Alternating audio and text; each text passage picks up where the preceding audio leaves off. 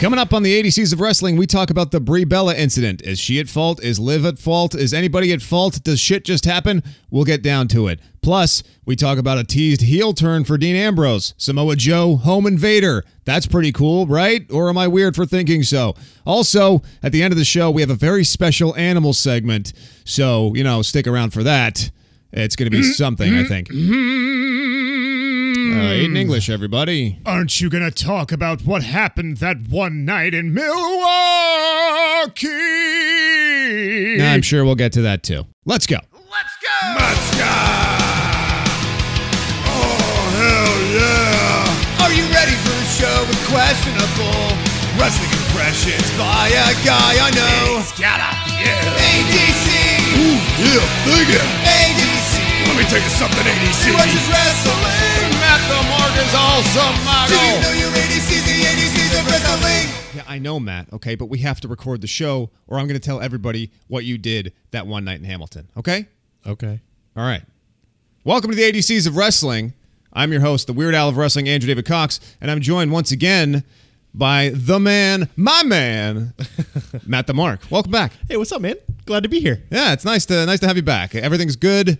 We're good. We're smiling. There's nothing wrong. There's nothing at wrong. All. No, everything's fine. No, everything's good. I'm hoping that the in-office training that surprisingly jumped up last second for me to take last week and was an entire week in office in class.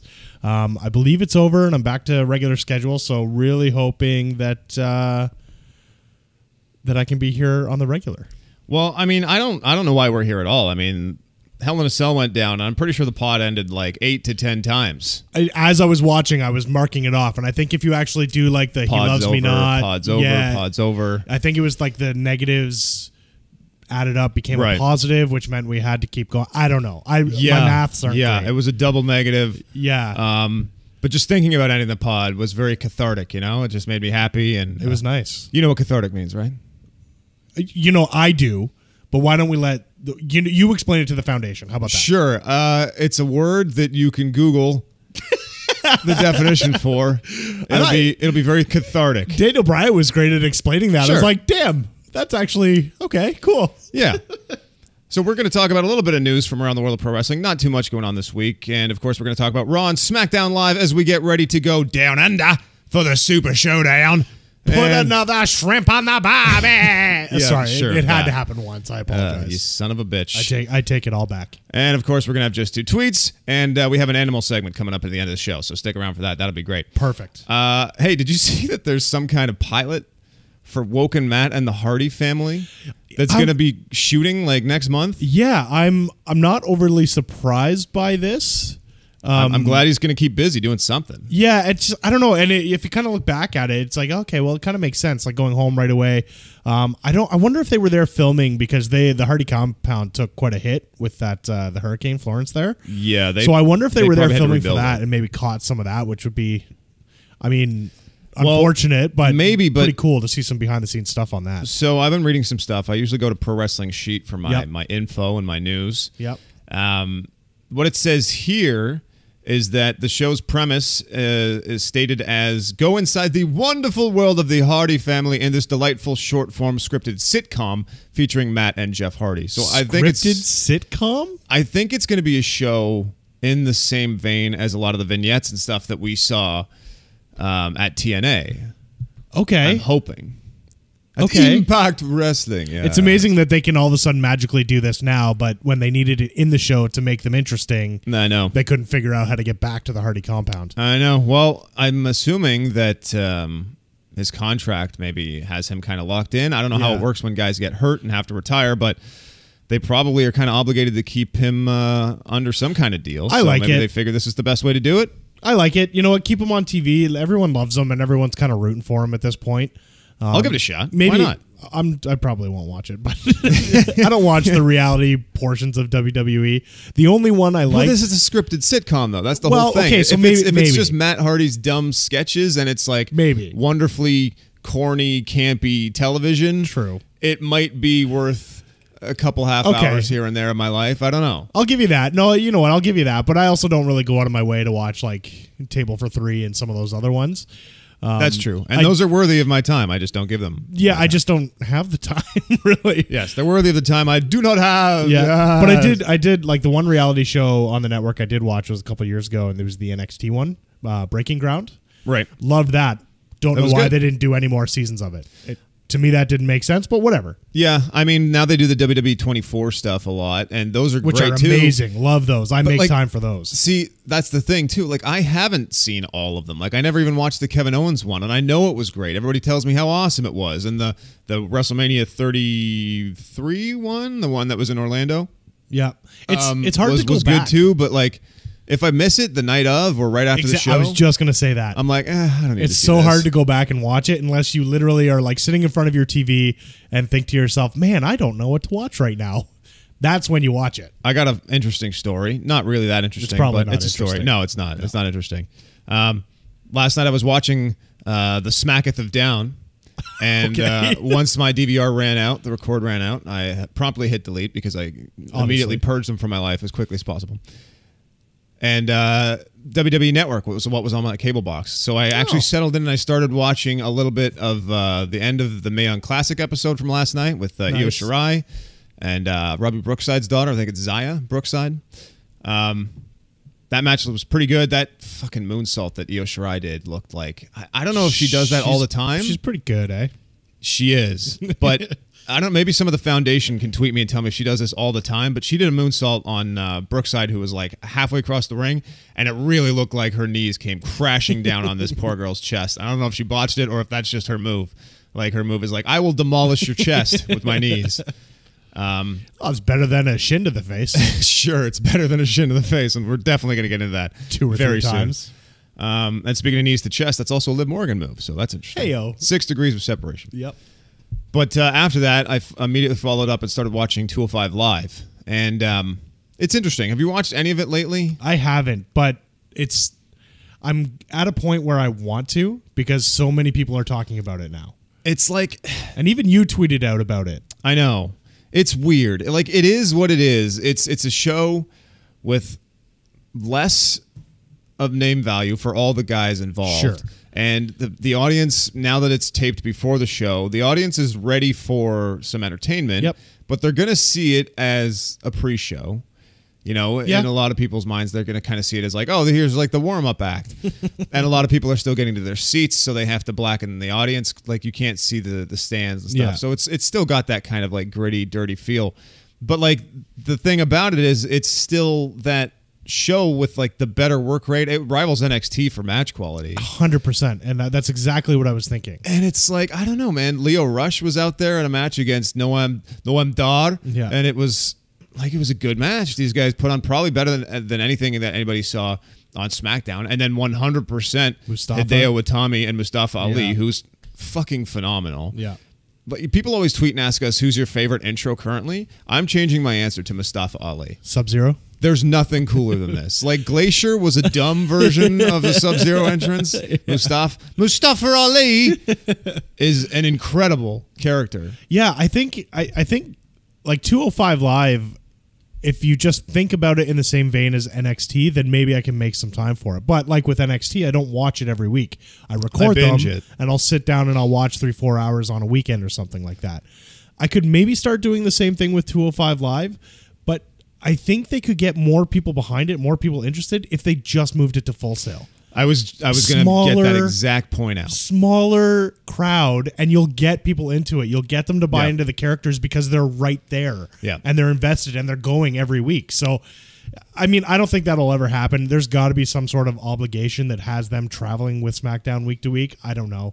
I don't know either. But I feel like that's the next kind of necessary evolution. Oh, God. Not a pay-per-view, but a move for the show. Yeah. To move it to Full Sail and have it be a taped, pre-recorded, nicely post-produced kind of show. Well, that's where Cruiserweight Classic was, right? Yeah, you're going to get that reaction. And it was amazing. It's going to make it a better program. But you never know. I mean, they're a company. They're all about, obviously, like, we complain about the amount of content in the show and how hard it is to keep track of everything and how I'm talking about right now, like another show that I'm considering watching, but it's tough to watch. Like, we got to remember that this is no longer a company whose number one focus is to put on a good wrestling show. That is just the product that they need to deliver to actually succeed in their main focus of being a very successful make the Forbes monies 100 company that is like a publicly sold company. The turnover in their stock like rating and everything is unbelievable. Their stock is trading at over like $90 right now. They're making some monies. I know people that had bought into WWE when it was sub 10, screw those people. So, damn it. Like sub 5. So it's pretty impressive that it is where it is, but it is where it is because of shows like Australia. If I had just bought like three shares, I could have taken us out for dinner. Yeah, but they're in that position because of Australia, and unfortunately because of Saudi Arabia. So, I know, and that's a whole other issue. But I think that's why we got to look deep inside ourselves and realize, like, even going as far back as the '80s, the show wasn't about putting on a great television wrestling show. It was about wrestling. It was about the stories. It was about the characters. No, but it was in a way. But that's what the television was. But the actual show was just a way to get people to the house shows to see live events. That's true. That's why it was all job matches. Yeah. And they were just like, come see Hulk Hogan at Maple Leaf Gardens in Toronto. He's going to be taking on King Kong Bundy, and you get your $5 ticket for front row or whatever the hell you want. It's true. Spend your 50 cents on a cup of Coca-Cola, and we're going to make more money. And that's what the whole company's always been about. So I think sometimes we have to temper our expectations with them just like trying really hard to make like groundbreaking wrestling content, because that's unfortunately just not, I don't think that's number one for them. Yeah. Even though it's number one for us as wrestling fans. But anyway. Yeah. I mean, I think they still want to put out a good product, because they have to, like, they are getting paid to put the product out there. Sure. So of course they want good content out there, but I mean, on a week-to-week basis, it's a struggle. Oh yeah. I mean, not for SmackDown. They seem to figure it out. Yeah. With multiple stories that make sense and are important. Raw has one story with like 10 people in it and all the belts in that one story, and then 2.5 hours of other crap. Yeah. So I don't want to beat my head against this wall for too long, because obviously every week we talk about how Raw is a struggle, and SmackDown I still genuinely find a way to enjoy. All 2 hours are great. Yeah, I did on Tuesday as well. One last note, too, talking about SmackDown, Kofi Kingston broke a tag team championship record. That's pretty cool. rad. That's actually something that I don't think anyone was ever thinking of or tracking in their own home. Just one of those random things. But it's very cool. I mean, good for him. You're like, hey, by the way, you've been a champion for 954 total days, and that's more than Billy Gunn and Mr. Fuji. So good on you. That's not bad. Kof. Didn't he used to be Jamaican? No, man. Oh. So let's move on to This Week in Wrestling. Obviously, the number one story that we already kind of alluded to is Brie Bella, who, if you haven't seen it, you've been under a rock, or you don't care about wrestling at all until the ADC dub comes on, in which case, that's fine. Enjoy the pod. So what's funny about this is that I didn't watch live, never do. But obviously I follow on Twitter, and when it happened, Twitter blew the hell up. So I saw all the video, I saw everything, and then when I went back and actually watched it, it was hard to watch. I knew it was coming, and it was super hard to, like, I was feeling uncomfortable. It's like, oh no, I'm gonna have to watch this in real time. Yeah, I hadn't seen it yet. I was at work, and another wrestling fan came up to me and said, have you seen what happened in this match? He's like, fast forward, you're going to see something. He's like, wait, stop, just wait. Something crazy happens. And I'm like, I don't know what happened. Like, is there a wardrobe malfunction or something? Like, why is some dude so excited to show me what happened? And he's like, no, something big happens. I'm like, okay. And so I saw it. What's your opinion? I'm going to lob this to you first. Immediately. So I have two different sides of this, because obviously there's been some time to decompress. It's been a few days, take a couple looks at it, think logically, that sort of thing. Immediately in the spot, I was like, get her the hell out of the ring. The amount of time, it's not like this is a one-time thing. She's botched a few things now. Right. She's dangerous. She literally just knocked someone out because her timing was off.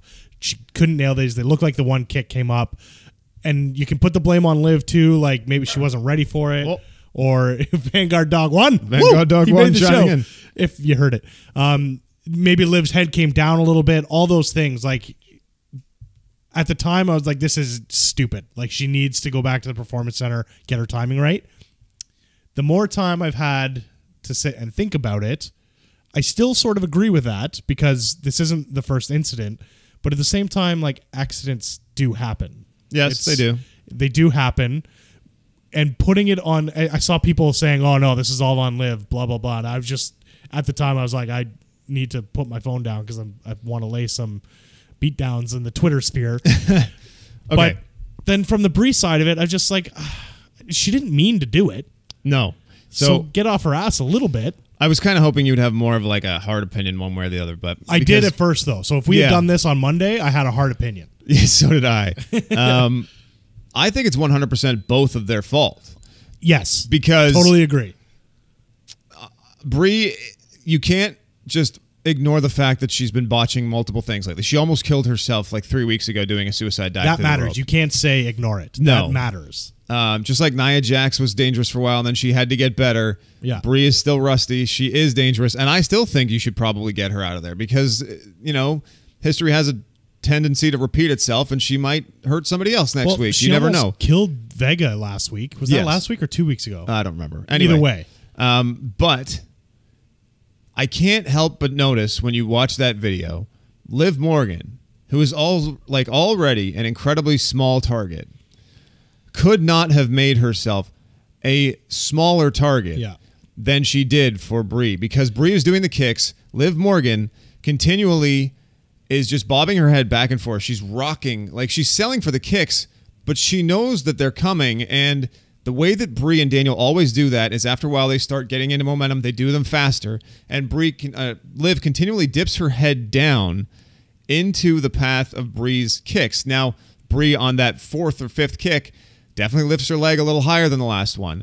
And I could see how, even if it kind of registered that you did it, you're in the momentum of these kicks and you might do it again. The second kick, I have no I issue think with she that. might have been like, oh shit, I kicked her in the face. And then like, oh fuck, why did I do it again? You can actually see you're in the middle of doing something. She lays off that second kick a little bit because her foot was already moving towards her face. But like a lot of this stuff is muscle memory. So it might be Absolutely. like, it might take a second for your brain, even though you're just like, I think I just rocked her in the face, to be like, well, maybe I shouldn't kick again, because you throw a second kick without even thinking about it while you're trying to process the fact that you might have just hit her in the face with the first kick. Yeah.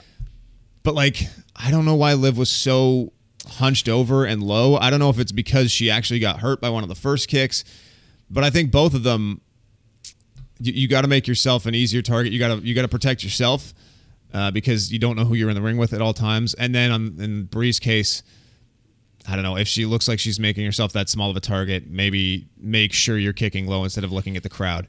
It's on both of them, and it's an unfortunate situation, but I think that they are both to blame, and accidents do happen, but I think I would sit down and talk to both of them about it. So I don't disagree with what you're saying at all. She definitely made a smaller target for her to hit. The one thing I would say is if you watch Daniel Bryan to it, he has a cadence. His first 3 or 4 kicks are slow, they're timed, and then even when he speeds up, he doesn't just go into it. Like there's a cadence to those fast kicks. There's a timing, and you can see it. I agree. It felt rushed. If you watch, she just from the last slow kick to the first fast kick, there was no break. Right. She just went into it, and that's why she kicked her in the face twice. So maybe when Liv was trying to sell it and kind of hunched over, she may not have known that kick was coming that quick. Yeah, she's thinking like, okay, I'm just gonna rock backwards for a second now, and then the fast kicks are probably going to come. But Brie wasn't really looking. It was just like, now going to go flying into these quick, fast kicks. Yeah.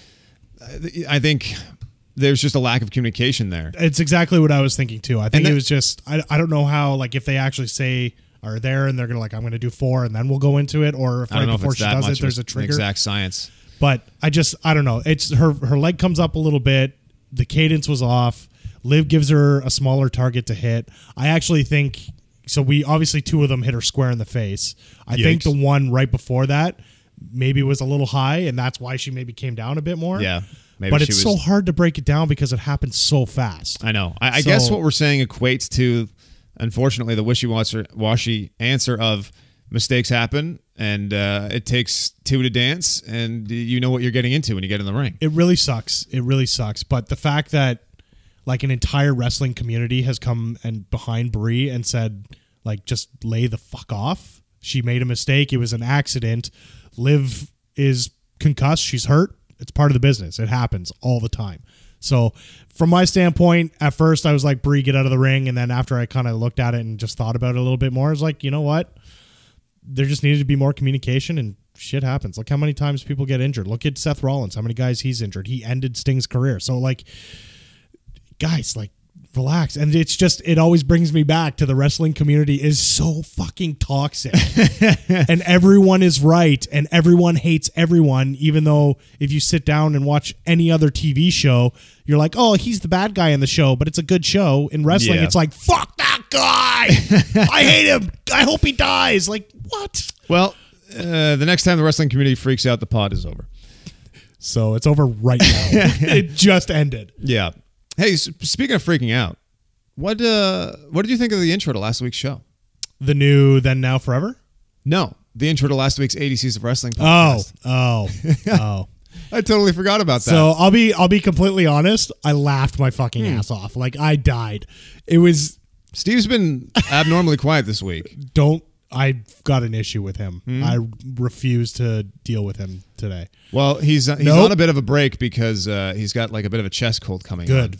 Fuck that guy. I told him not to stay up so late drinking every night. Honestly, though, when like I had to rewind it because I was like, what just happened? What did I miss?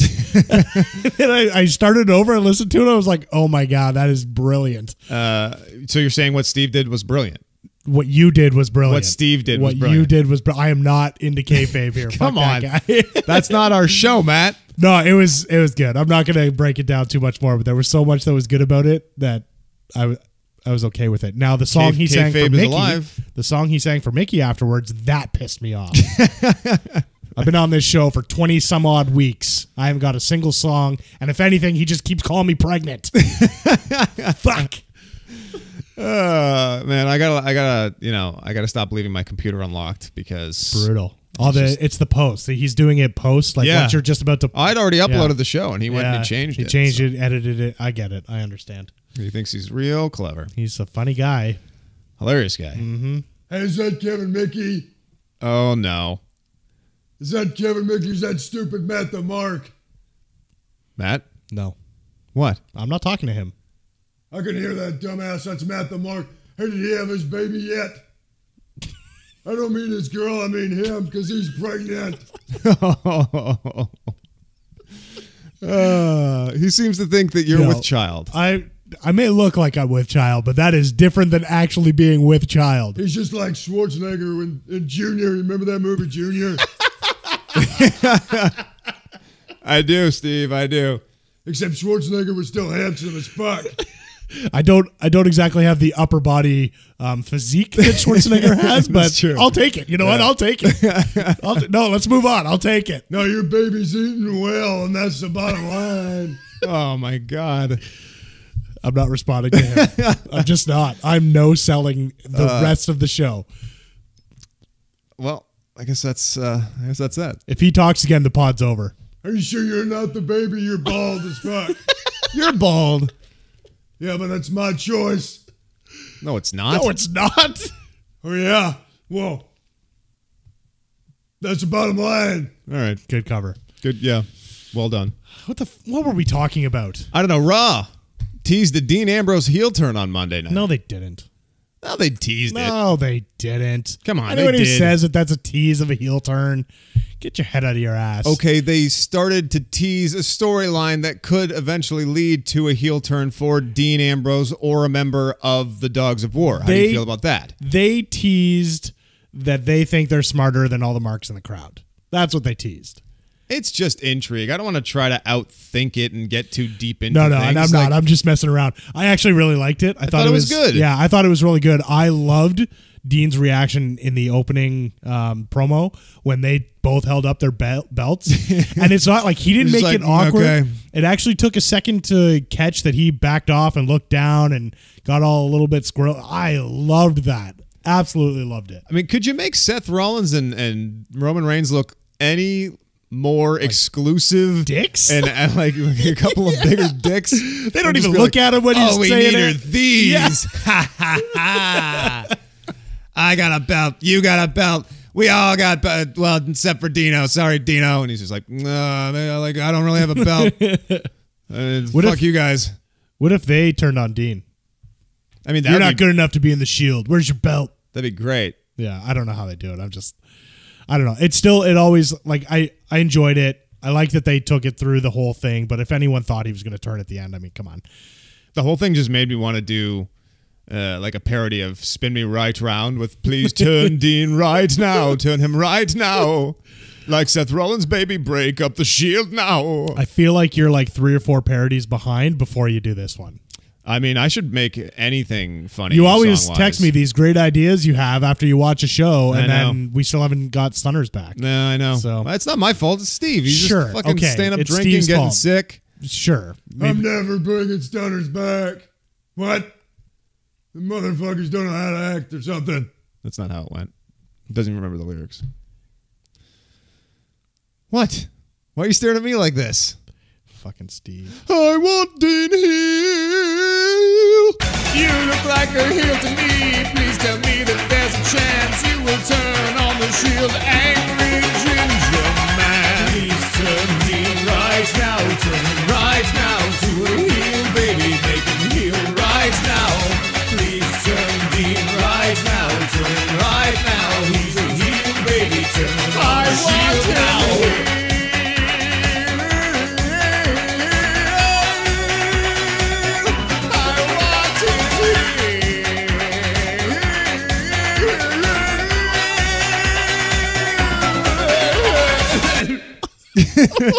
Okay. I like it. What I don't like is that those 6 guys took up the first segment and the last segment. They have all the belts, and all the storyline is within this small group of people. I already said it, but I legitimately enjoyed that. I like this story. I like what they're doing with them. I don't like that it is the entire show. Everything else is nothing.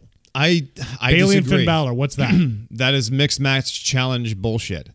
And yes, it was garbage. And I fast forwarded it. It made Raw easier to watch for me this week. That's my point. Is they've put all their eggs in one basket, all the belts in that basket as well. You look like you got a bunch of eggs in your basket, you pregnant bastard. So I like that they introduced AOP. I like that they introduced AOP, and that AOP didn't look out of place other than Drake Maverick. Oh, yeah. Well, Drake Maverick always looks horrible. I love he that looks he's even out more there. like the world's greatest porn star now because it's like, I like to wear camouflage pants Why and a is tight he little wearing the shirt. gloves? Why is he wearing the gloves? I don't know. He looks like a hilarious, like, have you ever seen Team America World Police? Yes, obviously. He Who looks hasn't? like the main character in them. Like he looks Oh like my the God. he looks His like hair and everything. The hair, the blue eyes, the little beard. Oh my God, you're right. He's tanned like him. Fuck yeah. He legitimately looks like a little like claymation doll that the AOP are carrying around with them. Maverick. Fuck yeah. Now talk about the Shield. They're great. No, I legitimately that was a weird Team America reference, but I legitimately enjoyed the fact that the main focus of the show involves everybody that has a title because they all feel important. And it's just because it's just happened through, an organic way over the last few weeks and a couple months that the tag team champions happen to become really important, and the Intercontinental Champion and the World Championship have also become, part and parcel with 2 guys who are very important to the show. And it's just created this like rarefied air of champions. Like it's made the tag team championship feel almost as important as the world championship. The IC belt feels almost as important as the universal belt. They've all become this upper echelon. And yeah, a lot of people are on the outside, but that's because they're the guys with the gold. They're the guys who matter right now on the show. And at least they're not Shinsuke Nakamura, who's the dude that goes out there and has matches that don't matter so that Randy Orton can beat up the guy's opponents. Yeah, we'll talk about that again, I'm sure. But I do see what you're saying. Stuff's starting to piss me off. I do see what you're saying, but I like it. All fighting each other. I agree. In the same circle over and over and over again. We've seen this Seth Rollins and Dolph and Drew for 3 months. But also on this show, we got the Shield versus Corbin and AOP, and we got Ziggler and McIntyre retaining the title versus Revival, which is something I've been begging for weeks. Sure. I wanted to see a match that didn't involve Seth Rollins and Dolph Ziggler, which we got. Drew McIntyre again. And yes, they're all taking each other on at the Super Slowdown, but that's a giant house show. I don't know. I didn't really like the way Drew and Dolph won the titles in the first place because they just got a random match out of nowhere and won after Dolph lost the Intercontinental title. Sure, but you got to leave that stuff in the dust. Who cares about continuity at this point? But you just talked about how everything happened organically when it didn't. Well, that's what I mean. I didn't like that, and now it's all just in one bucket, one basket. Like it's just all right there. There's so much talent on the show that have no importance at all. But I like the way that it was a vein that ran through the entire show. You know what I mean? You had the vignettes backstage. Yeah. You had McIntyre talking to Dino and Seth talking to Ziggler and all that other stuff. I don't disagree that it's a good storyline. I just like it took up the beginning of the show. It took up the last part of the show, and they have all the belts. That's all. That's my gripe with it. And then everyone else. So your gripe with it is that the championships were featured heavily on Monday night. Okay, if you want to spin it that way, sure. I do want to spin it that way. Okay? I'm fantastic at spinning. Like the Revival had probably their best match since coming up. I was wondering how they were going to make the Revival seem like a credible threat to guys as big as McIntyre and even Ziggler. Ziggler's a smaller guy, but he's still bigger than both members of the Revival. It was a really good match. I enjoyed it, man. It was awesome. But they didn't win. Lost clean. They lost clean. So now what? That's back to whatever. So now is Dean and Seth going to fight Dolph and Drew again? Like I like Ziggler and McIntyre having the titles. I think they're a badass tag team. I don't disagree with that. And against your point, I like that they're involved in the same program as the world champions because the tag championship is usually just some crappy afterthought. So the fact that they beat the Revival clean, I think that's good. The Revival need to go back to the drawing board and come up with a better strategy if they want to challenge the likes of Dolph Ziggler and Drew McIntyre and Matty. I don't know. It just seems like that match with the Rival was thrown together for the sake of throwing it together because they needed to fill time, even though it was a great match, and that the tag titles are still an afterthought in that entire feud. Okay. That's all. It's my opinion. Well, agree to disagree. I still like the story. I just think it would be just as good without all the belts being there at once and no one else getting chances at them. That's all. That's all I'm saying for 5 minutes. I bet you haven't had to wear a belt in years, Matty. So what else do you want to talk about? I can't believe you're just no-selling this. Yeah, it makes it harder for you, doesn't it? No. Although Steve's got a chest cold, so I'm sure he's going to regret yelling when he's not getting any reaction. Well, it's his problem. It is his problem, isn't it, Matty? Isn't it, Matty? It's his problem, isn't it? Man. Are you not going to be a sucker for me, Matty? Why You're going to be a lemon. Bring this out when Mickey's on the show? I don't know, because it doesn't bother Mickey. God. It might if you did it. Because Mickey's a rosebud, baby. You're a lemon, Matty. Fair enough. By the way, Mickey was awesome last week. Mickey's always great. He's always great. We should try and do like a... When I'm here, a round table? He also is in here. I know. Whether it's through Skype or not, but whatever. Yeah, I think logistically I'd have to figure out how to figure that out with like my hardware setup. We've got the mixer for us and then him through Skype. We don't have a mixer though. Or not the mixer, the whatever the thing the interface, the audio interface. If we both go through that and then he's on the other channel, it could totally work. You're just lazy. Oh my God, totally. You're just maybe lazy. with OBS or XSplit, I don't know. It might work. I don't know. Okay. I'm not the tech guy. You know what? We've gone like 30 minutes plus. I didn't think we were going to talk that much this week, but we're digging in deep. I'm back. We are digging a hole for Triple H. Is Taker still in your laundry room? Yeah, he still lives there. He's still down there, eh? Yeah. Sorry, his boiler room, whatever. I knew he was somewhere because I kept finding like ashes kind of scattered around the laundry room and the furnace. Empty rye glasses, whiskey for the Americans. Sure, yeah. I don't know. I was like the ashes. I was hoping that small animals weren't getting incinerated in my furnace, but I guess it's just the urn. He's really sloppy with the urn. Don't think that's how furnaces work. No, the pilot light just totally it cremates people. Yeah, I mean it's hot in its small space, but yeah, that's how it works in my laundry room, you bish. I'll see you in Australia. Australia.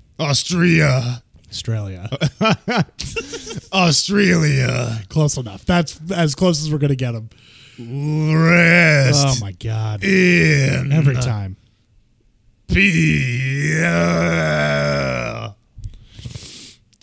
Samoa Joe, Home Invader. Man, this feud just every time I think, okay, what else can they do to really advance this?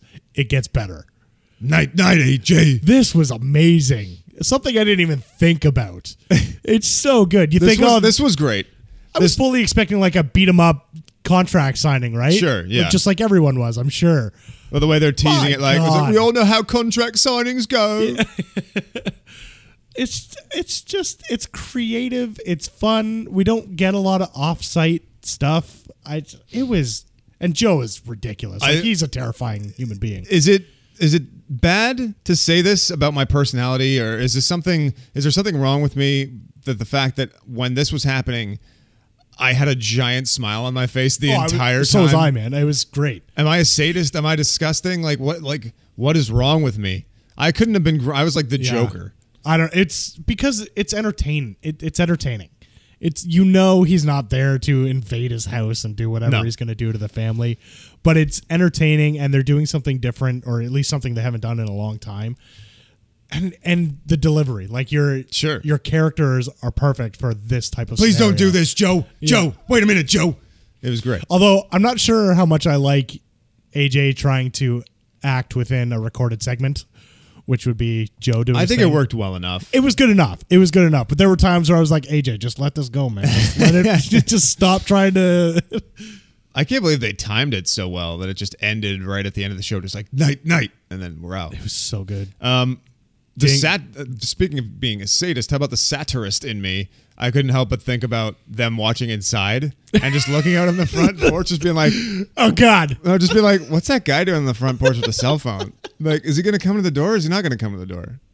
It's like, I'm waiting for him to come to the door. I just want to answer the door. Imagine it wasn't AJ Styles' house, and the people are there like, "What? Like, they didn't even ask permission for this." I just pictured like an old couple, like Josephine and Joseph Styles. Get the cane. Speaking of that, like, I don't know why Josephine and Joseph decided to marry. That's weird. Sure. Both Joe Styles. Yeah. Just like, there's a man on the porch, honey. What's he doing out there? He's talking into his phone a lot. Is he coming in? I don't know. He keeps getting close to the door and not knocking or nothing. Well, I'll get the pepper spray and you stand by the door. All right, hold on. I'll get the shotgun, honey. That's what I pictured. I like it. I like that version better than what happened. It was reminiscent of like the Pillman's Got a Gun segment and stuff a little like that. bit. A little less grainy. Yeah. And a little less violent, and he never went in. Sure. But like, what did they think was going to happen? Were we teasing the fact that like Samoa Joe straight up just murdered my wife and daughter? Well, that's the thing. My family is dead. I hope there's some follow-up next week. Like, it's not like, because like, did he maybe just leave? It was just to scare AJ, and then he was like, all right, cool, I did my job, I'm out, peace. He's just fucking with them. Yeah, totally. Like, I'm not actually going to go inside. Yeah. He just kicks the picket fence and runs away. That's the fence that AJ Styles built, Joe. Man, leave some burning poo on the doorstep. So, Joe, please don't nick your 9 doors, my family, Joe. Please. Yeah, I'm with the whole Miz and Daniel Bryan thing, I'm interested to see what actually happens with AJ and Joe. I don't think Joe's going to win, but I'm wondering how much further it's going to go. There must be a winner, Maddie. There must be a winner, for sure. I don't. Are they just going to move on then? Like, is that the idea? Is as soon as Miz or Daniel Bryan wins on the 6th, they just move on to that storyline? You think that's what happens? I mean, maybe. Survivor Series? I had kind of fantasy booked a scenario last week where if AJ retained and Daniel Bryan and the Miz match, ended in a Daniel Bryan win, they could set up like a super matchup for SmackDown 1000 with Daniel Bryan and AJ Styles, and the Miz could interfere, and then you can go to that. Yep. But there's which is logical. You could see that happening. There's a lot of options. I mean, you could have the Miz win and have Miz versus Styles and Miz win the championship. Yeah, or and then Daniel Bryan Royal Rumble. That seems to be the most common one. Yes, but in another way, another option would be to have Joe actually win the title and then have Daniel Bryan beat the Miz and have a shot where you kind of have the Daniel Bryan and Miz thing going on, but you also have Daniel Bryan against Samoa Joe for the World Championship, which would be amazing. Which would be very interesting. Yeah. So there's a lot of ways they can go here. I have to say, if Samoa Joe ends up pulling out a title win at the Super Showdown, it was more than a house show. And it was worth obviously, a title change at a house show is massive. It still happens. I mean, AJ won his title at MSG in a house show, an untelevised house show. Yeah, but that wasn't your typical house show. That was MSG. That wasn't like it was at the Ricoh Center in Toronto. Yeah, that was 2,000 people. That was a special night in New York. Yeah. Speaking of nights, how about You tell your husband about what happened that night in Milwaukee. Man, did they do this so well. Oh, I was so afraid that it was just going to be a simple Aiden turn. I mean, we talked about it a couple weeks, but Aiden turn saying, hey, I got you to this point, and look, you can't win without me. Aiden was my friend. He attacked me. Yeah, I'm so glad they didn't do that. I still, like, looking back at Rusev losing, I still don't understand why Aiden attacked him. No. Because he got up and distracted him and then looked shocked, and then he seemed like he had an epiphany on the outside and then attacked him. I think it's supposed to be that he just knew that Rusev was going to, blame it on him. Sure. He's like, God damn it, this is all about me. All right. If that's the I case, made Rusev Day. I can buy that. What I didn't realize in watching this week is that it's been a year of Rusev Day. Dude. I didn't realize it had been that long. So the birth of the Weird Al of wrestling took place in December last year, because the first time I ever tried to do any kind of parody song was on my old podcast. Was I decided that I had gone from doing JBL call-ins and some occasional Rusev impressions and stuff. I was like, I'm going to do a Christmas Carol with Aiden English and Rusev. So I did. That's right. The Rusev Day Waltz. That's right. And that's like the first song I ever did, and it got a strong reaction. So then I did Rusev, Sexy Brute. Which was hilarious. Which is still one of my favorites. My favorite one, yeah. And that was it. The rest, as they say, is history. As Vanguard Dog 1 is making his voice heard on the podcast. Defend the compound, yeah. Well, that's what you get for leaving the curtains open. Teddy. Shh. I don't think it's the curtains, really. No, there was a dog barking out there. There's what? There was a dog barking out there. It's the dog barking. And Teddy is responding in kind. Oh, a bunch of students are walking home from school. Mm-hmm. Stay in school, kids. God. Vanguard Dog 1. What are you doing? Heal, Vanguard Dog 1. Does school end at 2:30? Is that a maybe. thing? They look like Catholic school kids. Who knows what their schedule is? I don't know. Are we going to cut this part out? Nope. The pot? Right nope. on. This Cool. is live. We're live, Hey. pal. All right, let's go again. Oh, we're live, pal. Oh, sorry. Yeah, I thought this was funny. I loved Rusev and Lana's kind of reactions. Like, Lana's like, what the hell happened in Milwaukee? And I enjoyed Rusev all night just being like, when the last time we were in Milwaukee? He's like August, July. He's like trying to think. He's like, I just what happened in Milwaukee? Which it's been a while, hasn't it? I don't fucking know. I think it's been a while. I think I've seen, because people obviously jumped on the internet and were like, when was the last time? Yeah, been a lot sure. of The stuff. conspiracy theorists were out in full force. I'm worried about this becoming another McMahon lockbox situation. No, there's got to be something. It may not be cool or funny or anything. It might just end up being stupid, but Aiden has teased that next week we're going to have video evidence of what happened in Milwaukee. maybe it's Lana walking into a hotel room and then Rusev coming out of somewhere else. That would be kind of cool. Sure. Some kind of dumb CCTV. Hey, let's promote infidelity. Okay. I don't know. Sure. Although, now that being said, if there's any listeners out there, and it may not be too late, but go out, check Lana on Instagram. Rusev and Lana are in Hawaii right now on an actual family vacation. And she was doing just a live spot on Instagram Live. She does it all the time. And Rusev was there and they were just having some fun. And then he dropped the Milwaukee line and they kind of went right into character. It was unbelievable. It's right at the end of her live. It's 5 minutes long, but just tap through. Oh man, it was so good. That's and fun. He made fun of Kawhi Leonard's laugh. Oh man, in the Instagram Live. That's as well, awesome. Which I was like, man, as a Raps fan, that's great. Raptors getting big. That's been the buzz in the city this week is Kawhi Leonard's laugh. Poor guy. Don't make fun of somebody for laughing. That's how he's going to be endeared to the fans. It's true. I think this is the perfect way. I think this is the perfect, they got to build on it, make them laugh as much as possible.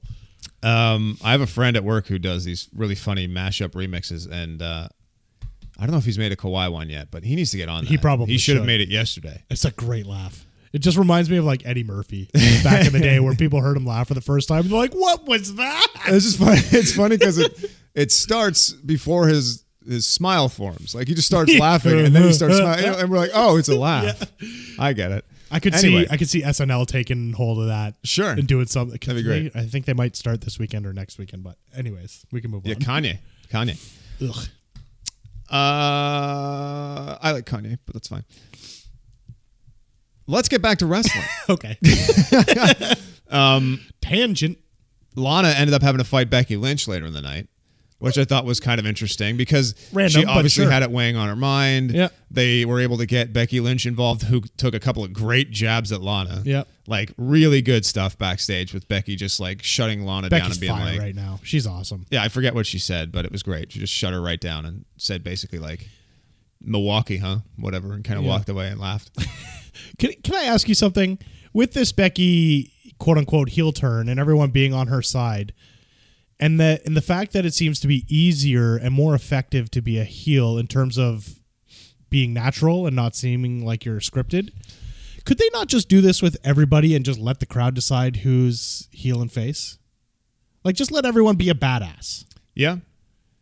I mean, that's kind of what that was an observation I had. I don't know. I kind of felt almost like what they're doing with, like, I know the Rusev thing. Rusev's supposed to be the babyface, but Aiden didn't come out full heel this week. Aiden at least has motivations. Yeah. You know, like he is right that they were doing well enough. They were kind of a job team, though, before Lana came back. They weren't like tag team champions. It's not like Rusev won the world title.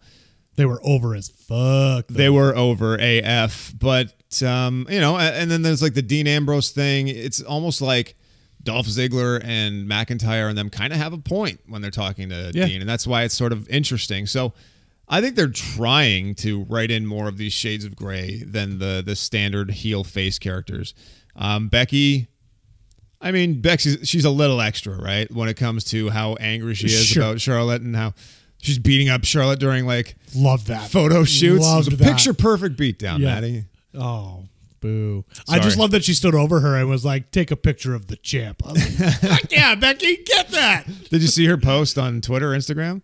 No. It's the actual photos from the beatdown. Oh, really? No, I didn't see those. It just says, that's for making me do the T stuff. Oh, okay. No, I did see that. Never mind. Sorry. I did see that. That's for making me do the T stuff. That's funny. Becky's great. I enjoyed that whole thing. Yeah. Decent little match between her and Lana, too. Not long or anything. Lana's improvement. She's come a long way. Lana is a better wrestler than I would ever be. I could definitely definitively say that. Yeah. I would agree. She's obviously like naturally got some athletic talent. She's got the cardio to do it. I couldn't take bumps in the ring. She's trying hard. So who am I to shit on Lana? I think she's pretty decent. I said that a while ago. And she's better than she used to be for sure. Yeah. And I would say at this point, she's better than Brie Bella. Yeah. Maybe a couple others, but she obviously doesn't have the history, but sure. Anyway. Yeah. Sticking with SmackDown, another great part of SmackDown. Truth TV. Yes, I was hoping we'd get there. That was great. I mean, it sucks that they've quote unquote canceled it because he lost. But if they had given him more time, like week after week, this could have been something that could have been hilarious. Because even the first one's always a little rocky because people aren't really into it. Yeah. But if he came out again and to do Truth TV, the crowd would go nuts. I think so too. People would be like, yes, Truth TV. They'd be chanting Truth TV. And it was funny for the first go when it was a little like muddled and so on, and it was still already funny. The fact that I genuinely feel Daniel Bryan laughing was him actually laughing. I don't think he expected that. Maybe. You know, people always talk about how Daniel doesn't have like the greatest character. I actually find Daniel one of the more believable characters 100%. On the show because his reactions seem more genuine. Yeah. And it's when he's allowed to improvise a bit. Like when he was on commentary talking about The Miz. And by the way, I don't want to get too much into The Miz and Daniel Bryan stuff because I've beaten it to death lately. But I feel like they're a little more back on track. And it's sad to say, like, now that Brie and Maurice are kind of out of the picture, but I just think that they're more back to just Daniel and Miz. Miz is trolling Daniel Bryan he did his flying knee, and he had to cheat to win. And Daniel's just like, this is why I don't respect this guy. He's gotten better at wrestling, and I don't respect him. Yeah. And they're back to their personal issue, by God. And it makes me happy. I do want to just say one thing because you and Mickey talked about this quite a bit last week, in terms of. It just, you didn't like that the girls were involved and so on and so forth. But I think this was exactly why they were involved is because they wanted to cool it down because there's a longer play at hand. Yeah. That's it. That's all I wanted to say. I mean, I think we kind of said that as well. But you didn't. You said you didn't want to see it. They said the exact same shit, Matty. Kevin Mickey said it. Kevin Mickey is the shit. What? Fuck you, Matty. So what'd you think of Truth TV? Acknowledge me. God damn it. So what were your thoughts on Truth TV? You think I'm just going to go away because you ignore me? What do you think of Carmella's hair? Oh, son of a bitch. And I'm going to whip your ass, Matt, and that's the bottom line. how did Carmella just become face?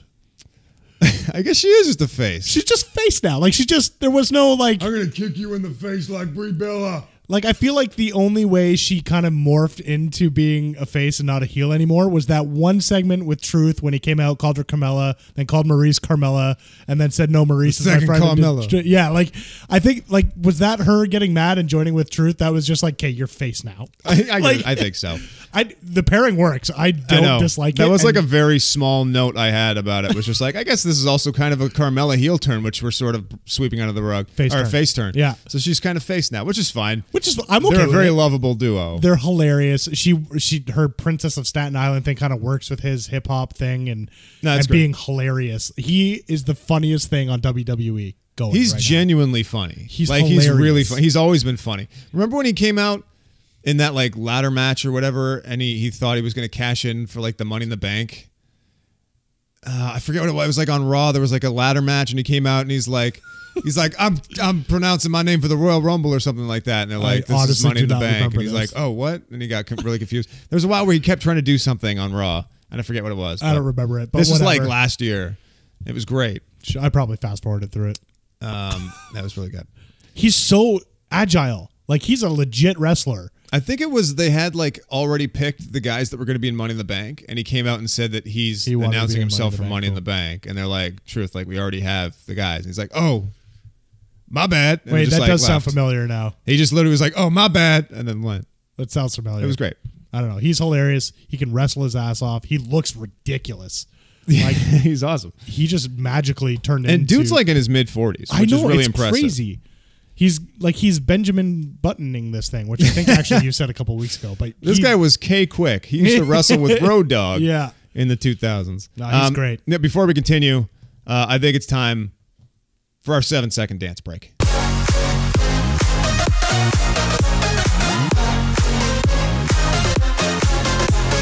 Wow, that was I really got to work on my cardio. Holy crap! It was I can't believe you can do the worm. That's unbelievable. Well, I mean, you call it the worm. I call it laying down. I'm tired. Yeah. DDP yoga I just started, but whew. Man, I did like 6 nip-ups in a row. That was nuts. Okay. Oh, boy. You know what? I kind of feel like it's time to talk about the all but confirmed women's tag team division. Yeah, I think we're there. Because, you know, I've been really harsh about the Asuka pairing with Naomi, and it kind of dawned on me last night when watching SmackDown and seeing Naomi and Asuka in there together, them having like the same color scheme. It's like I get what they're doing. I don't like that she's so happy-go-lucky. Obviously, that's kind of a negative. I think it would be cooler if they were actually really kicking ass and Naomi got a little more serious to join up with Asuka. But you see them out there, the Empress and the Glow, like they're legit wearing the same colors now, and they actually looked like a tag team. They did, and they're working well together. They are, and DeVille and Rose were both wearing like the white with the silver trim or whatever. And I was watching, I'm like, oh no, we're legit watching two like actual tag teams. Like they have costumes that are together. They look good together. The Iconics obviously dress similar and are legitimately named as a tag team. And the Boston Hug Connection, they're starting to dress the same. Well, and now that's actually on hold because Sasha's hurt, right? That's true. Which is unfortunate. But like you could see where they're building a division. Their wheels were turning, right? And you can see what they're actually doing. I know I've been down on the Asuka thing, and I know it sucks that she had this crazy undefeated streak and they blew it up at WrestleMania. And that sucks. I would love to go back to that and maybe have it go the other way. But what the fuck else were they supposed to do with Asuka now? She's supposed to keep killing people and winning in job matches while the entire focus of the division is on Charlotte and Becky? Yeah. Asuka can't just keep winning matches and never getting title shots and be in the background and forgotten about. She's got to do something else. So here she is. Take it or leave it. She's in a tag team with Naomi. She's elevating Naomi, in my opinion. Yep. And if they're going to start a new division, they might be part of the backbone of that division. I just disagree. Wish it was more serious. Yeah, I don't disagree. And I'm hoping that after this Superstar Showdown, whatever the heck it is, the Super Slowdown. I hope they really start building towards Evolution, because if they are going to do this with a tag team division, and if we do reference the leaked rundown of the show, it's gonna be the Iconics. No, who was it? It was Mandy and Deville and the Iconics against Legends. So if they're gonna go that route, do they announce it previously and have a bit of a tournament? Or do they just announce it at Evolution and be like, hey, you guys have this match. Oh, and also, by the way, this is how important it is. I don't know. I really don't know. It's interesting to think about. I hope there's just, you guys touched on it last week. There's so much going on right now in terms of like pay-per-views and big shows and that sort of thing. I'm not going to watch the mixed match challenge. I can't. There's too much. There's too much. It's fun, and if you've got time to do it, it's fun. It's popcorn television, and I don't have time. It's not. It has nothing to do with storyline or anything like that. So you can kind of just in and out if you want. Mae Young Classic, I want to watch it. I don't know when I'm going to watch it. NXT, I will watch 100%. I'm 4 episodes behind. And I could count on one finger how many fucks I give about Finn Balor and Bayley and Jinder Mahal and Alicia Fox. Yeah, sorry. Despite the fact that poor Samir Singh is taking bumps out there. Yeah. Or almost taking bumps. Shanti! I did laugh when Alicia Fox was yelling Shanti as well. Yeah. And the requisite Ashanti jokes from Corey Graves. Of course.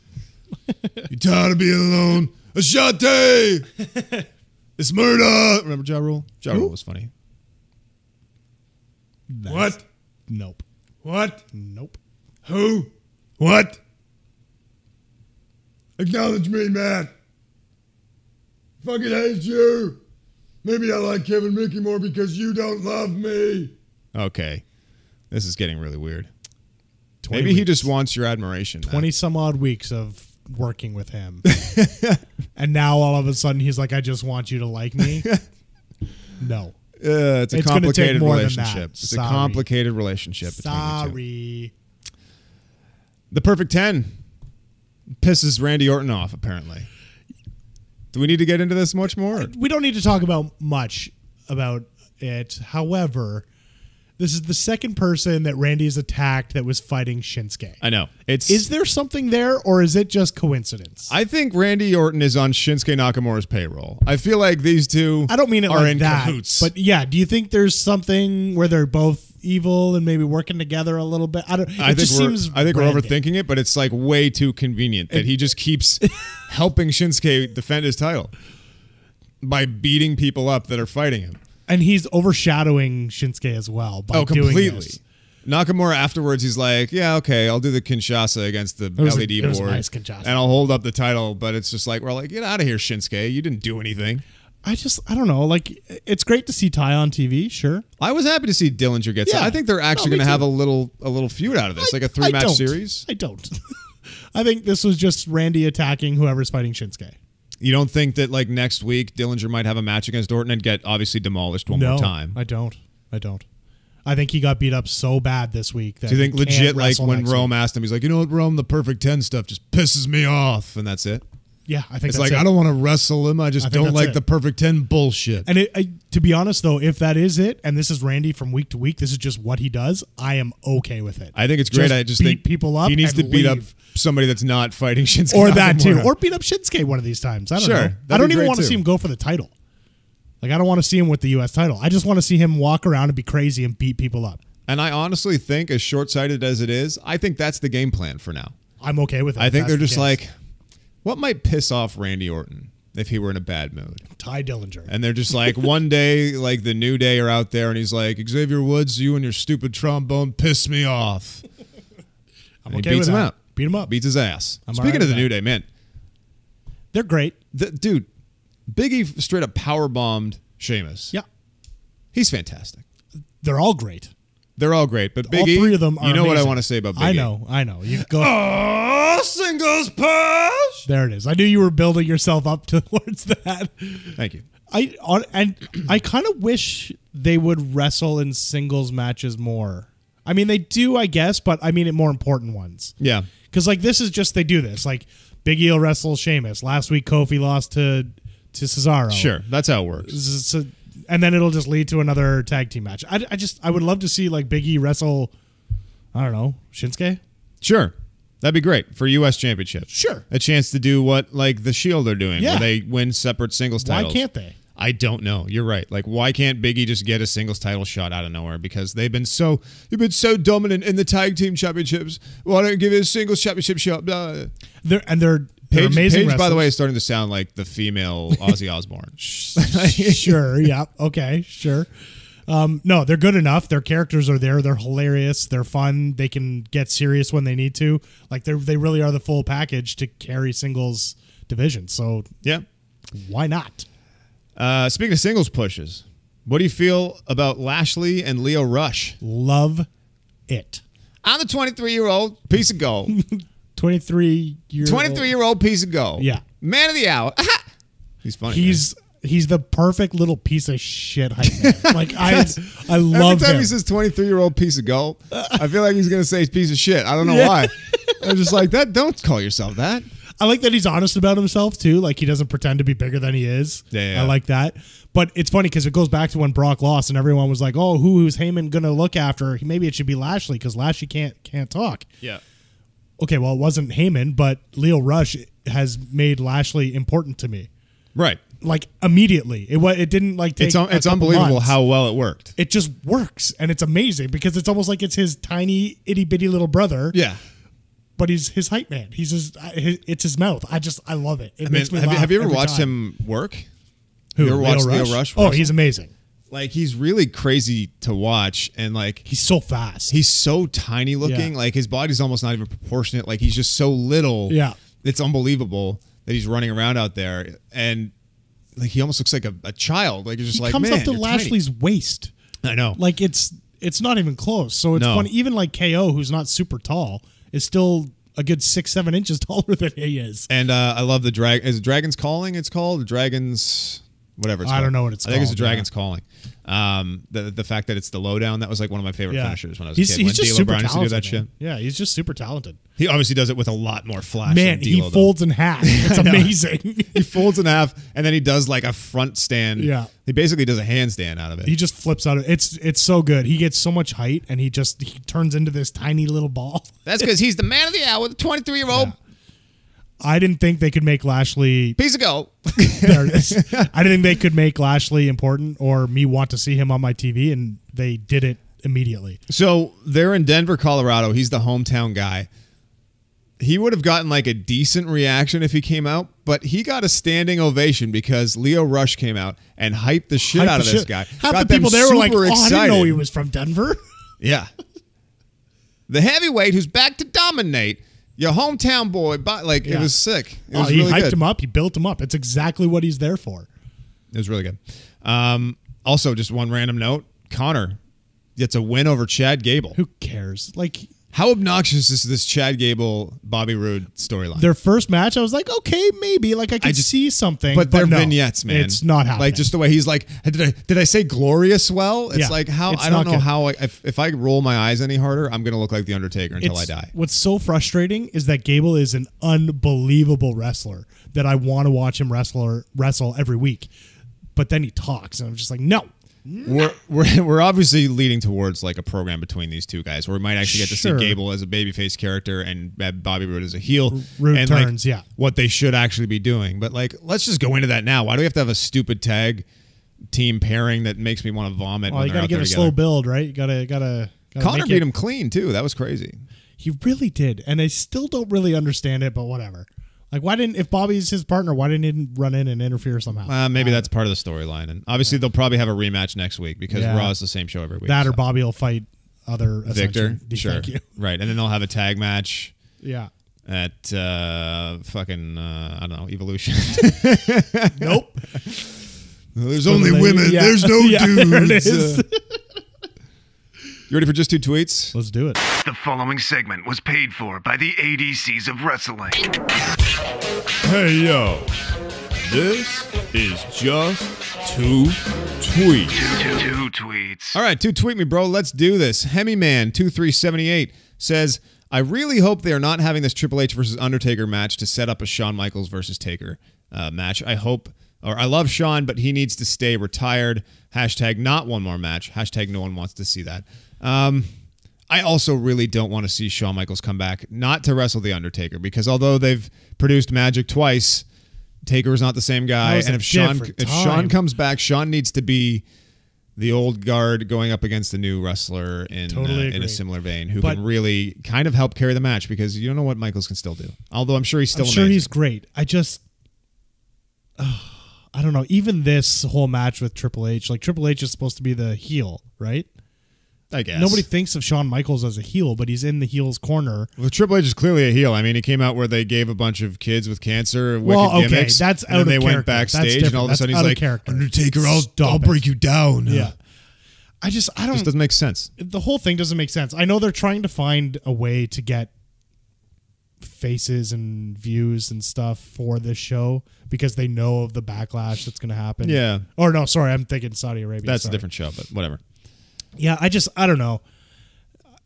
I'm really not looking forward to a 20-minute Undertaker intro walk down. Like and Kane, it'll at least look great because the Super Showdown will have its own unique set. Sure. And it's going to be like 100,000 people, so that'll look pretty cool. That'll be great. The match is going to suck. Mickey be said respectful, you bitch. He's going to kick Kane. He can't kick Taker because now he's a heel. I don't know. The whole thing is just meh to me. The whole thing. Me too. If it leads to Shawn Michaels and Taker at Rumble or Survivor Series or something, I'm going to flip the fuck out. And not in a good way. I'll mark out a bit. I'll ignore it. I'll watch it, and I'll be very intrigued to see it. But do I think it's the best idea? No. Do I hope it doesn't happen? Yes. Will I watch it? Yeah, me too. And be very into it and very much paying close attention? Yes. But okay, because sure. It's Shawn Michaels. You want to know confession? Growing up in Canada, it was very hard to keep this secret of mine. You've said this on the show before. I was a bigger Shawn Michaels fan than even Bret Hart when I was a child. So was I. The Heartbreak Kid was my favorite. To me alone, it was his song. I've always been into music and intros. And you've always just felt like a sexy boy, and it really channeled your inner emotions. When I first got explained who you were, phones, like cell phones and stuff, it was my ringtone. Beep beep beep beep yeah, beep like beep beep. Yeah. Beep. So I don't was know. it a Nokia? Yes. A Nokia phone? No, it was. Or a if you're in Sony England, Ericsson. a Nokia. It was a Sony Ericsson. It was grade. It was a wonderful Nokia phone. Anyways, for me the issue is knocking your block off, Matt. The issue is that Michaels had such a perfect retirement, and now he's going to come back to, I don't know, even if it is against a young guy, like he's already been retired. I wouldn't see the purpose. Anyways, there's too much time on it. I mean, can we move on to the next question? Yeah, I'm on the. I wish you didn't ask because now I'm thinking about it too much. And I'm upset. You're dragging the pod down, man. You've upset me. This should have been the last question. Stu Little says, hey, Stu. If the rumors of Basement Steve refereeing Triple H Taker had been true, would his well-documented love of guys who swing hammers have allowed him to be totally impartial? DTA. You know what? Next question. You're damn right, because Triple H is well known to have swung a hammer. Mm-hmm. You're damn right he swings a hammer. That makes him the shit. Just like Kevin Mickey. Fuck you, Matt. He's like... really sorry, Stu. hard, I would like to answer your question, but if you've been listening this whole time, you understand why I'm not. Me and Triple H used to be tag champs. Yes, you did. Or a tag team. I don't know if you were champs, but whatever. Joe, our boy Joe, says, first question, podcast on still? Yes, we're here. Second, Basement Steve still hate Maddie? Oh, yes, he does. And now Maddie reciprocates. And he's made the show less interesting by not interacting with him at all. I do what I can. Says, anyways, what are your thoughts on R-Truth Carmella going forward? Do you see them going any further than the Mixed Match Challenge, or is this what it is? I think so. I think it's continues, been too money for them not to continue it for a little bit longer at least. Yeah, I think it'll be a little more than the Mixed Match because... I don't think they're going to win or anything like that. Not that it matters. No, they could, though. It would be fun if they did. Sure, and, I guess it means nothing, so why not? Yeah, it'd be something for them to hang their hats on. And also, they're two characters who, aside from this MMC, they have nothing else really going on right now. So it's like something kind of fun for them to do, and more vignettes and such, because Truth is just a guy who is always just kind of there to do whatever they need, and Carmella right now is clearly not going to get back near the title picture for a while. So, whatever. Yeah, keep going. Keep doing it. I think they're money. I think they're funny. They keep the crowd entertained. You got people chanting for our Truth. Truth TV, whatever it was called. So I think they'll go on. I don't think they expected it to be as big as it is. Yeah. Put it that way.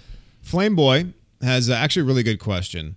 He says, why are you guys against the idea of WWE holding shows in Saudi? You should understand that there are lots of wrestling fans there who deserve to watch events of their own, politics aside.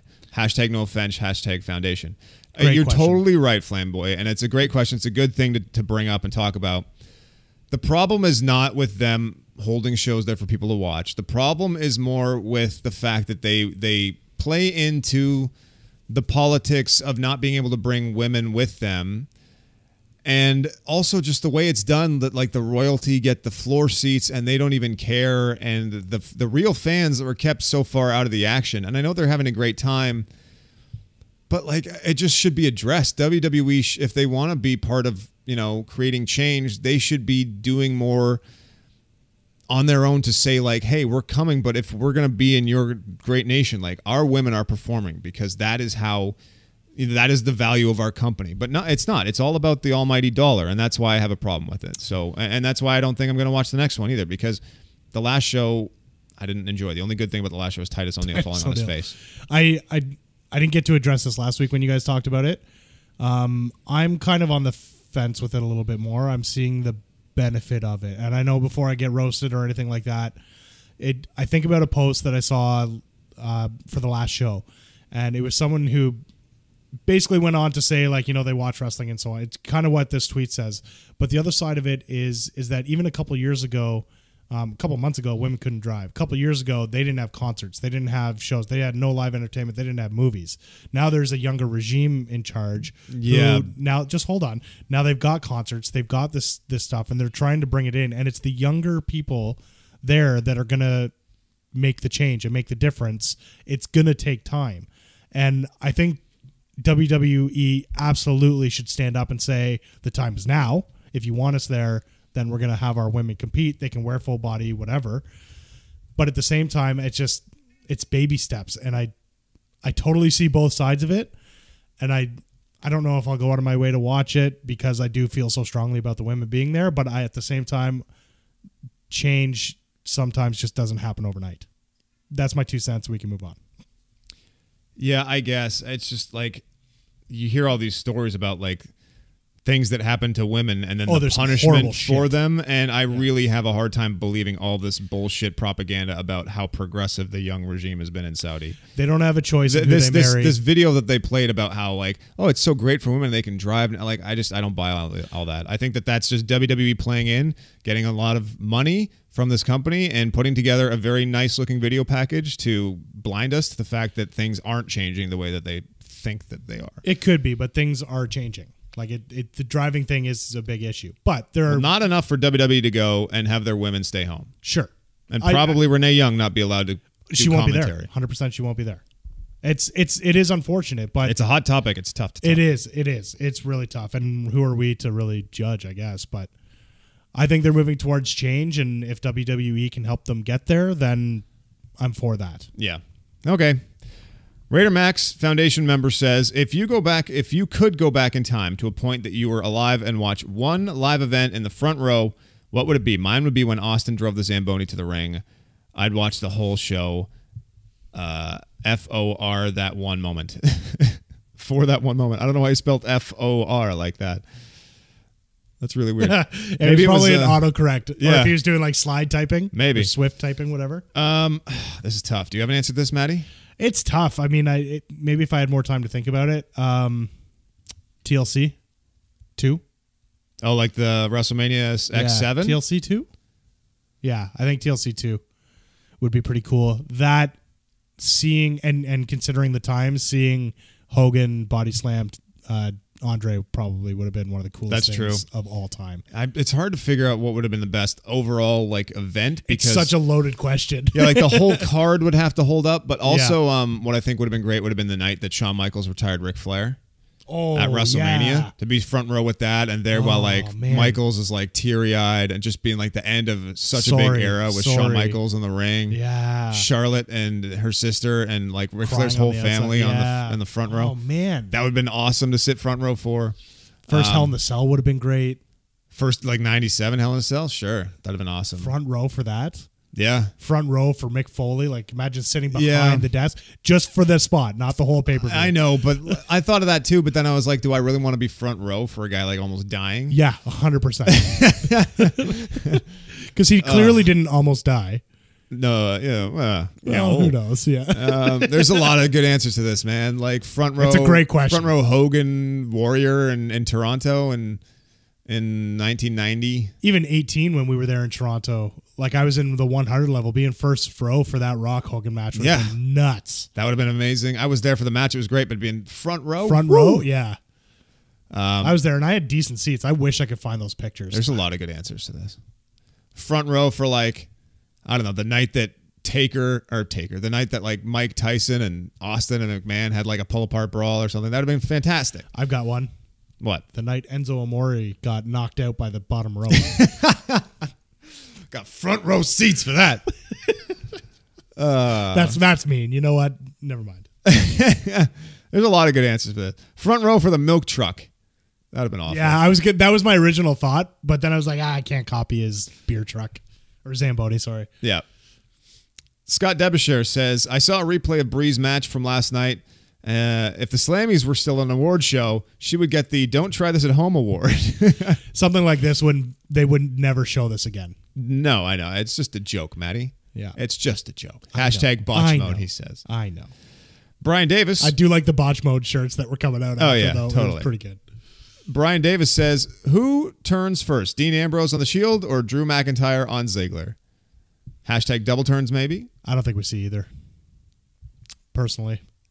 I think there's money in a Dean Ambrose heel turn down the road. I think they teased the shit out of it for a long time.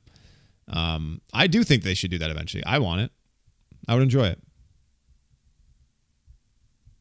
Drew McIntyre, though, you know what? There's also money in Drew McIntyre being a babyface champion like we saw at NXT, and I bet Vince was like, look at this guy. I don't know. Look at the size of him. Look at his arms. I don't think Vince looks at NXT and says, let's do exactly what happened down there. No, but I think that he looks at 6'5" beasts with dark hair and giant vascular arms as world champions. But why? He used to be the chosen one. Vince chose this guy himself. So you don't think that there's a future in him turning babyface on like Zigman? Maybe. And join the Shield as a fourth member, a big fourth Scottish bastard in the Shield?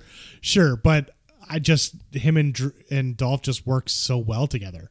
There's no reason. Like he is. So did Aiden English and Rusev, and look where we are. No, they didn't. Now. Not like this. Rusev and Aiden never held belts and were top of the show. Like it's completely different. Yeah, that's only because Vince didn't back it. Drew's still the top of the show. He's still like a number 1, number 2, number 3 guy. I see Drew McIntyre as a solo act in the main event, Universal title picture within the next year. And I could see him. Interesting. I could see him doing that as a babyface. Interesting. The dude has all the tools. He's got the I'm look. not saying he doesn't. He's believable. Like every time McIntyre's out there, I'm just like, look at this fucking guy. We've said it before. I think he gets bigger every episode. He started 5'8". When I watch the show and non-wrestling fans are around, people walk up to me and say, "Who's that guy's huge? Yeah. Who is that guy?" He's big in person too. If you've been to a live event and seen him live, he is huge. That is something you can't teach. And if you listen to the Pritchard show and when he talks about Vince and what Vince likes, he's like, do they turn heads walking through the airport? When people see this guy on the street, are they like, whoa, look at this guy? Who is that? He must be important. He's massive. He's breathtaking. Like, this is a crazy human being. And that is exactly what Drew McIntyre is.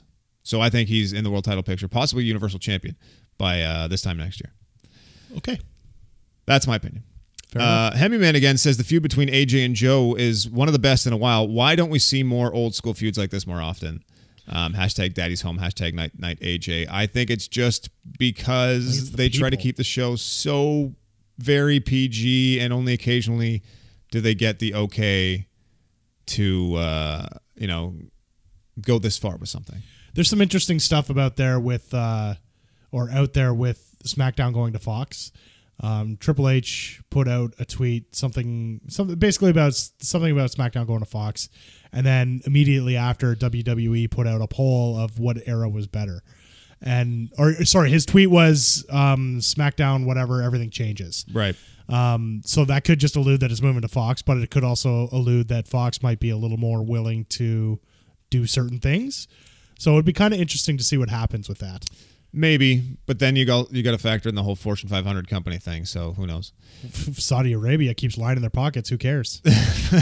From their standpoint, not I from guess. ours. From their standpoint. But that's why they changed. That's why they're so PG now. True. In terms of the feud itself, who else in the company could pull this off like Joe? I don't know. Right? Yeah. Like, I just don't think you have the characters and the people that could actually Tommaso do this. Ciampa. Yeah, but he's Ciampa in could do NXT it. and he does it in NXT. So I think it's just the quality of Tommaso characters. Ciampa. Ciampa could do it. He's done it. He's done it. I don't know why I'm Peter Griffin. See, I'll talk to Peter. I'll talk to that guy. He's funny. Hey, Basement Steve. Is that Peter fucking Griffin? Yeah. I love you, Steve. All right, that's just weird. All right. Let's move on. Last but certainly not least, Mary Carr says, can we please get an episode of Truth TV every week? That was highly entertaining. Laugh my ass off. Hashtag dance break. Hashtag that was cathartic. Very true. And she also asks, what do you think happened in Milwaukee? You know, I don't know. I would like to throw that question out to the foundation. Why don't you guys tweet at ADCs of Wrestling with hashtag, I don't know, Milwaukee or something. Smooth. That should go over well. And just to Milwaukee. Yeah. Tell us what you think happened in Milwaukee. That would be great. Maybe I just hope it's something good that advances the story. I hope it's something good. And I hope it's not as simple as infidelity. Sure. I just hope it's something. And then they're not just like, sure. I hope that they're not still figuring it out. Because that would be so maybe WWE. Lana found the lockbox. There you go. She found McMahon's lockbox. Yeah. That's what it is. Bring it full circle. Damn, all these extra tweets. Y'all done killed my animal segment. Oh, man, I wanted to hold the tarantula. Yeah, well. Dance break? All right.